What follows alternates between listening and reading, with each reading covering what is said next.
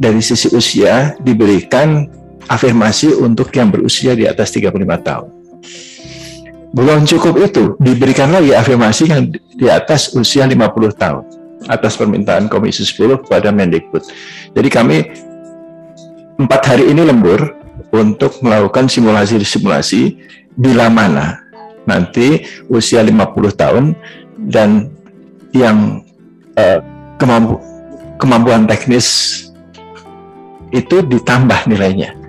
Nah, tentu saja keputusannya nanti ada di pimpinan, di Pak Menpan dan Mendikbud. Ambang batas mana yang akan diambil? Apakah 5%, 7%, 10%? Tapi dari kami sudah kami selesaikan tadi malam. Nanti mungkin besok Pak Menteri nanti akan bersama-sama dengan Pak Mendikbud untuk menyampaikan itu kepada peserta P3K melalui daring kalau gitu. Besok jam 10. Jadi itu sudah dilakukan. Nah, sebetulnya undang-undang ASN maupun PP-nya itu sudah melarang melakukan rekrutmen. Dan bahkan ada sanksi bila mana kepala daerah itu merekrut honorer. Tapi itu terus dilakukan. Nah, di dalam undang-undang ASN itu status kepegawaian seseorang itu hanya ASN. ASN itu PNS dan P3K. Kemudian ada juga kontrak kerja berdasarkan pengadaan barang dan jasa. Jadi ini untuk satpam, untuk cleaning service, untuk pengemudi, untuk sekretaris itu bisa dilakukan itu. Jadi mereka bukan ASN. Kemudian ada juga jasa-jasa perorangan yang diakui. Ini untuk misalnya membantu sementara konsultan keuangan atau konsultan untuk mengembangkan sistem. Itu hanya kontrak jasa konsultan biasa. Jadi hanya 4 itu status yang dimungkinkan bekerja di pemerintahan. Selain itu tidak bisa. Jadi honorer itu tidak termasuk di sana. Dan itu aturannya sudah sejak tahun 2014.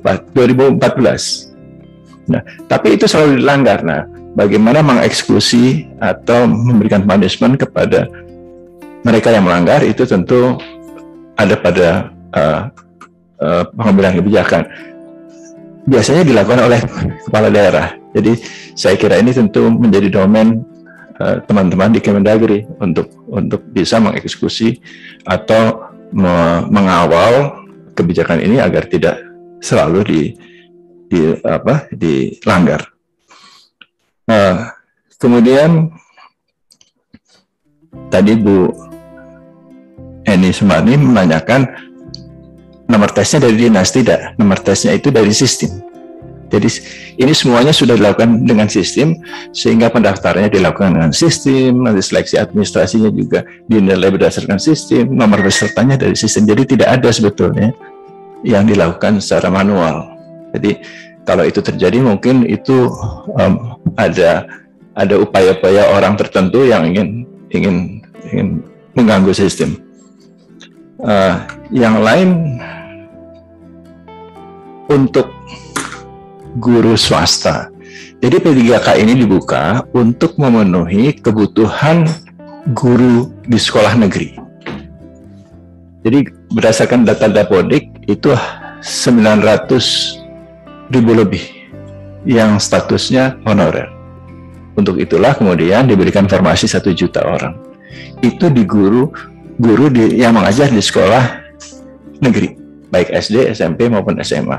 Jadi kami belum melihat atau memiliki rencana untuk mengisi guru-guru di swasta, karena ini yang negeri saja belum selesai dan yang di swasta itu menjadi tanggung jawab yayasan atau pemilik dari sekolah itu. Nah, kemudian yang lain adalah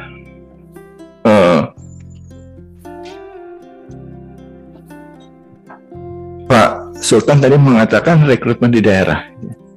Saya ingin menyampaikan dulu, Pak Sultan, saya pernah ke istananya disuguhi kopi Ternate yang luar biasa enaknya.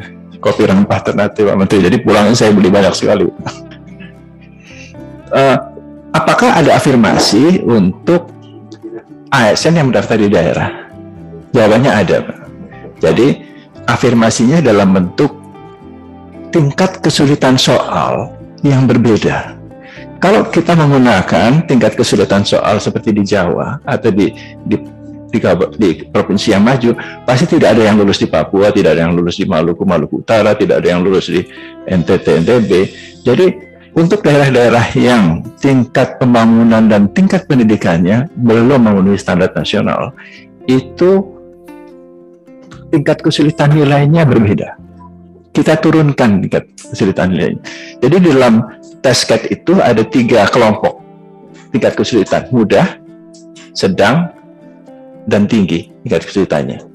Nah, kalau di Jawa itu 25% mudah, 50% sedang, dan 25% dengan tingkat kesulitan tinggi. Itu normalnya begitu. Tapi kalau di Papua, di Maluku Utara, NTT, itu tingkat kesulitan mudah dan sedang saja, tidak ada yang tinggi. Dan yang mudahnya ini mungkin 50-60% gitu. Jadi dari sisi itu sebetulnya mereka lebih mudah untuk bisa lulus passing grade. Nah, ini tidak pernah kami sampaikan ke publik karena khawatirnya nanti anak-anak di Jawa ini daftarnya di Papua semua gitu.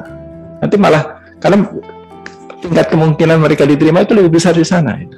Nah, ini yang dilakukan seperti itu. Itu pun kelulusan di daerah-daerah itu masih rendah. Jadi kami sering berdiskusi, ini sebetulnya salah tesnya atau salah pendidikannya. Jadi kami beranggapan bahwa tes ini muara saja gitu. Karena kalau ujungnya tidak dibenahi, tingkat pendidikannya tidak diperbaiki, guru-gurunya tidak dilengkapi, ini tidak akan pernah terpenuhi dari tes itu. Jadi tes ini hanya muara saja untuk menyaring seseorang menjadi ASN. Nah, tadi Bu Lili, selamat ketemu lagi Bu Lili, menanyakan apakah daerah bisa diberikan kewenangan untuk merekrut. Nah, masalahnya selama ini gaji dan pensiunnya dibayarkan pemerintah pusat. Jadi gaji itu dari dana alokasi umum dan pensiun itu masih 100% dibiayai oleh pemerintah pusat.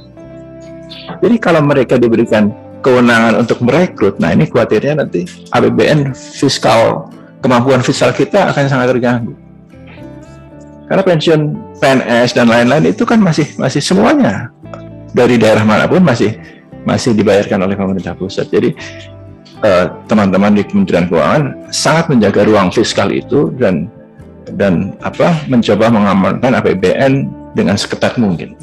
Jadi itulah kenapa masih ditentukan di pusat.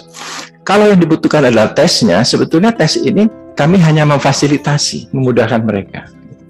Jadi soalnya kita buatkan, kemudian sistemnya kita buatkan, bahkan fasilitasnya pun kita sediakan.